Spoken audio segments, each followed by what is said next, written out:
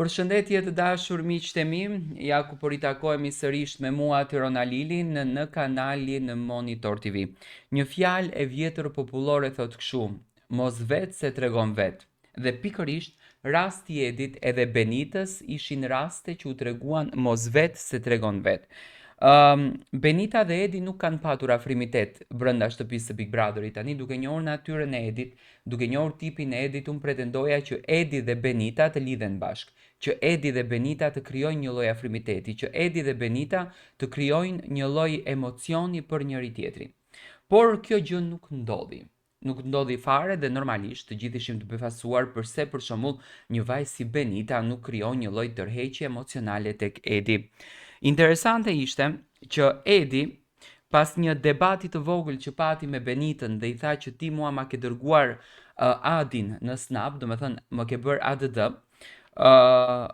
fansat Benita nuk e pranoi dhe fansat reaguan me njëherë. Fansat publikuan një fotografi që Edi dhe Benita kanë shkrepur më herët, ku kjo fotografi është e shkrepur nga ana e Benitës, do me thënë një selfie nga ana e Benitës. Të gjithë të befasuar, të gjithë të shokuar, çfarë i ka lidhur më herët ato të dy? Pikërisht natën e mbrëmshme tek pjesa e livingut, nëse do ta quajmë kështu, Benita bisedonte me Albën dhe vjen Edi. Dhe Edi thot që ne të dy kemi patur një lidhje më herët. Do me thënë, nuk ja tha troç, po e la të nënkuptueshme të tillë. Nuk kupton që Edi dhe Benita, do me thënë, pas kanë patur një lidhje dhe që kanë njohur nga jashtë. Tani, unë e shoh që Benita e ka një lloj xhelozie ndaj të gjitha vajzave të tjera, ndoshta ka patur një dashuri shumë të madhe për Edin dhe nuk mundeshte që ta pranon dot faktin që Edi do të lidhej me një gocë. Benita është fiks e fokusuar se çfarë veprime, çfarë lëvizjesh bën Edi. Ajo tani mundohet që ta kontrollon veten, por që ka një lloj pëlqyeshmërie dhe që ka një lloj emocioni për Edin, kjo as nuk diskutohet në asnjë mënyrë.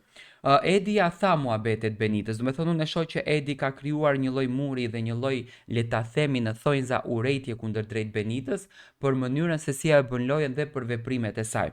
Por që kanë patur një lidhje, do me thënë që janë njohur nga jashtë, sepse ato nuk mund t'i quash lidhje dashurie.